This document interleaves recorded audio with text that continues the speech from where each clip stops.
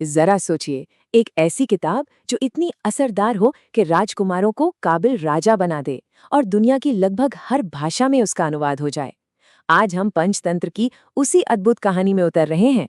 भारत का वो प्राचीन खजाना जिसने दुनिया भर में किस्से कहानियों का अंदाज ही बदल कर रख दिया।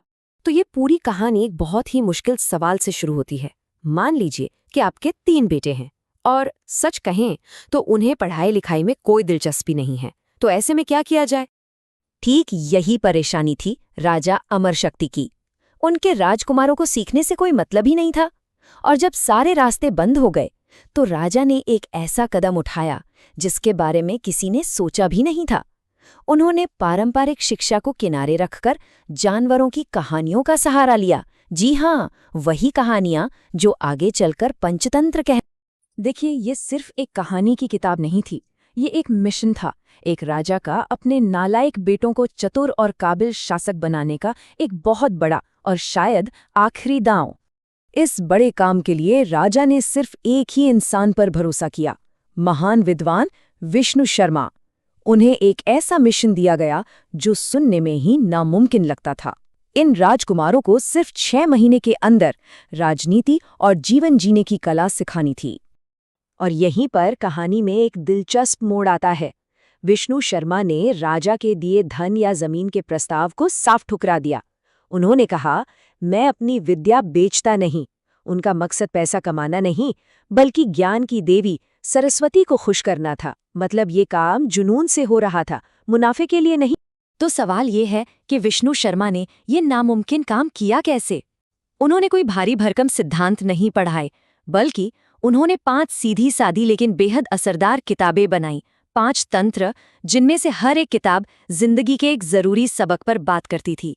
लेकिन एक मिनट, ये सिर्फ जानवरों की कहानियां भर नहीं है। इनके पीछे एक बहुत पुराना भारतीय दर्शन है जिसे नीति शास्त्र कहते हैं। इसे आप जिंदगी जीने की एक प्रैक्टिकल गाइडबुक समझिए। ये सिखाती है कि दोस्त कैसे बनाएं, दुश्मन कौन है और इंसानी स्वभाव की उलझनों को कैसे सुलझाएं। ये हैं वो 5 किताबें। हर एक का विषय अलग है। दोस्ती कैसे टूटती है, नए दोस्त कैसे बनते हैं, युद्ध और शांति के क्या नियम हैं, और जल्दबाजी में बिना सोचे समझे काम करने के क्या खतरे हो सकते हैं। हर कहानी के अंदर एक गहरा व्यावहारिक सबक छिपा हुआ है।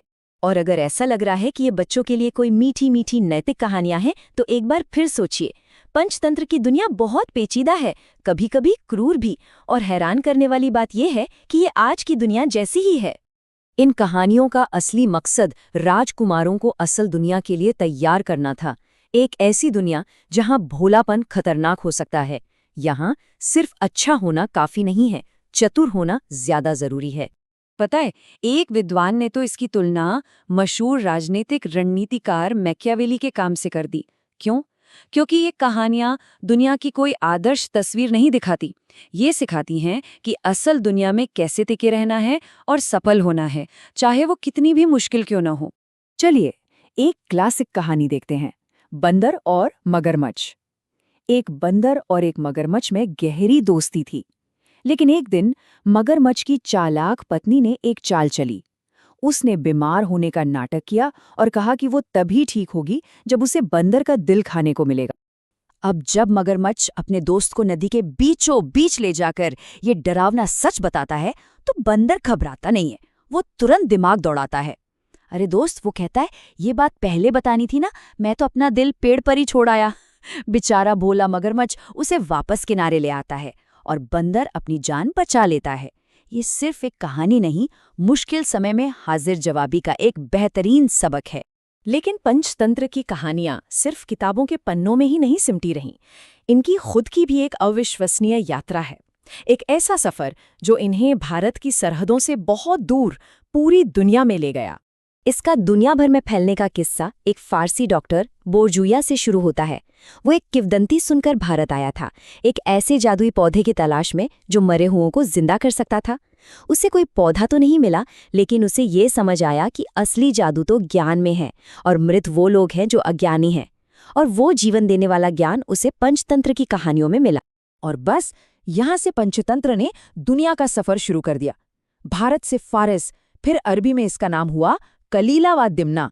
वहां से ये पूरे यूरोप में फैल गए और सोचिए ये कितनी प्रभावशाली थी। ये गुटेनबर्ग के प्रिंटिंग प्रेस पर छपने वाली शुरुआती किताबों में से एक थी। आज की तारीख में पंचतंत्र के 200 से ज्यादा संस्करण मौजूद हैं। शायद बाइबल के अलावा दुनिया में कोई और किताब नहीं होगी जिसने इतनी अलग-अलग संस्कृतियों और भाषाओं पर अपनी छाप छोड़ी हो। तो अब बड़ा सवाल ये है कि ऐसा क्यों है? हजारों साल बाद भी हम इन कहानियों की बात क्यों कर रहे हैं?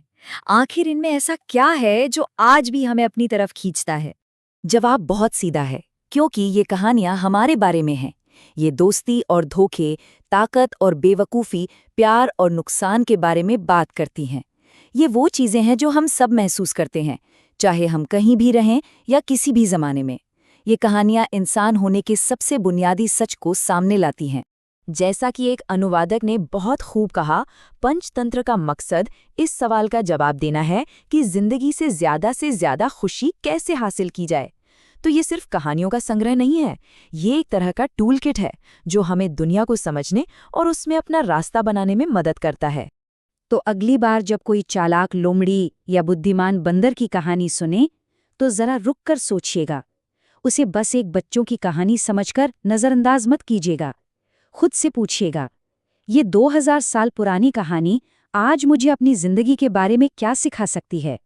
हो सकता है जो जवाब मिले वो आपको हैरान कर दे।